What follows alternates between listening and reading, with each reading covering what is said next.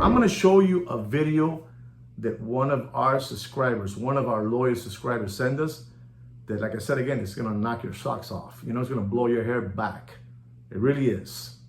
And let me not take no more of your time, but again, be careful out there with these gypsy watch scalpers. They're out to fleece you. Anyway, take a look-see at this video. Now to the rare watch dealer who's disappeared without a trace, along with some very valuable timepieces.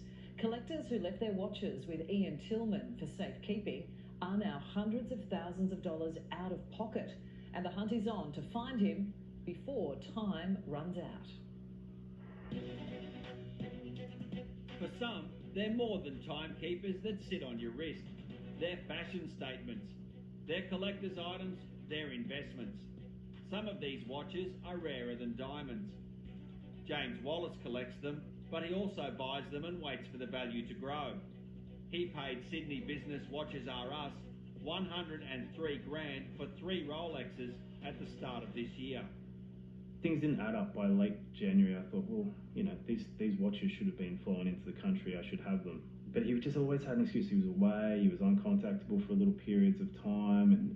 But then he'd get straight back on the message and contact me immediately with some excuse. He is Ian Tillman, the watch broker, who's disappeared. Gone too some serious cash and some high-end watches, valued at up to $50,000. The watches were owned by individuals. Tillman had them on consignment, selling them for a commission. And it was actually how I found out about it. Was in early February. I typed into Google Watches R Us, and the first thing that came up was watch scam. And that's where I just like sank, and I was like, oh no. I started reading. It was like this bad dream. Tillman ran Watches R Us with a private showroom in the heart of Sydney. This alleged victim, who asked not to be identified, handed over his rare timepiece in 2019 to Tillman. It was a D Bethune, which was individually numbered. The first, I went in with him with another watch. He gave me cash for that. In fact, I sold 2 watches through Watches R Us. When it came to D Bethune, we realised that it was rare. There wasn't a big market for it because they're a relatively small brand, and so it could take a couple of years to sell. So rather than give me cash, he said, we'll put it on consignment. You know, maybe there would be a market for it in the future. So, you know, quite frankly, it was in his safe, as I thought, in Elizabeth Street, and secure. And if a buyer came up, he would call me. He says he checked in every few months. At the start of this year, a red flag. I first looked at it on YouTube channel, and there was a case of a watch dealer who was quite well known. He'd had quite a big YouTube presence. His company was called A Timepiece Gentleman, and how he'd been arrested by the FBI for essentially running a Ponzi scheme and you know, taking watches on consignment, selling them, not passing on the money. And I thought, geez, let me just check again, Watches R Us. And so when I clicked on the website, I saw a sign up saying permanently closed, and obviously my heart sank. Where was his $40,000 watch? The D Bethune has a unique serial number, which he tracked down to a web shop based in Dubai. So your watch is sitting on a website in Dubai and it's being offered by some guy from Switzerland. So yeah, they confirmed it was the watch, and they also confirmed that they hadn't actually got it. They were also a watch broker. They had it on consignment for a gentleman in Switzerland. And guess what? They still have it listed. Watches R Us parent company is Mazel Group, trading since 2016.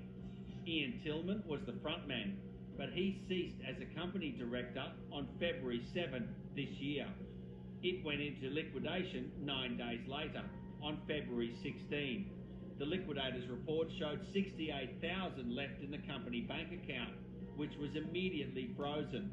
And it says more than $1.2 million were transferred to various people immediately before liquidation, including almost $52,000 to Tillman himself. We know of up to 14 people who say they're severely out of pocket because of Watches R Us. Some have complained to police and other authorities. We've made extensive inquiries right across Sydney looking for Ian Tillman, including here where the business was based in the CBD, but like his customers' cash and watches, he's vanished. There are some people that have been saving up for years on end to be able to afford their dream watch, and it's all blown up in smoke because of how they've been treated by Watches R Us. Adam Gleaser is a consumer advocate representing the ticked-off customers. There's one guy that paid over $40,000 in cash because that was the form of payment that Watches R Us preferred and asked them for. Do the right thing. Watches R Us. How can you actually live with the fact that there are so many people out there that paid a significant amount of money, trusted you for a watch, and you've treated them like this? It's a disgrace. So gentlemen, that's the video. As you can see, this is a video that's all the way in the other side of the pond, you know, somewhere, you know, real far. I think it's Australia, the kangaroo place, somewhere over there. And you have this flim flammer.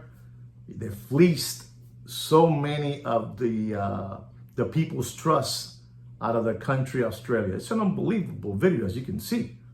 You know, you can see these characters, the way they operate. And they're just always looking to get somebody taken. And the way they do it is unbelievable. You know, people are so gullible. People are so easily taken by these hucksters and hoodwinks. That's unbelievable. You know, this is like a sting operation they do to you people out there. You ever seen the movie The Sting with Paul Newman and Robert Redford? Take a look-see at that movie so you can learn what a hoodwink is, what getting huckster is, what getting flim-flam is, what getting fleeced is, you know? So you can learn something about what's happening out there. Again, now you understand why I am such a strong advocate of you not consigning your watches with these hucksters and flim-flammers. I mean, these people are unbelievable. These people are really unbelievable. There's people out there that really need that extra $3,000 of the year. They need that. Like I'm telling you, for grocery shopping, school supply, you know, school tuition, whatever it is, you know, all that good stuff. And people are just giving their watches away for free. You gotta stop consigning your watches, ladies and gentlemen. You gotta stop consigning your watches. I mean, this is not a game. There's people out there that are suffering. You know, there's a lot of people in that video that you just saw that lost a lot of money. Lost a lot of money. This is like an epidemic. These guys are gonorrheas. You know, son una gonorrea. Son unas gonorrea. Gonorrhea. If you don't know what a gonorrhea is, you Google it. Okay? You Google it. Pero son unas gonorreas. These guys are graduates of how to flim-flam and how to fleece people. You know, there's people that go to school to become a professional. These guys go to school to become flim-flammers. You know, hucksters, hoodwinks, grifters, all that good stuff. So there's the video.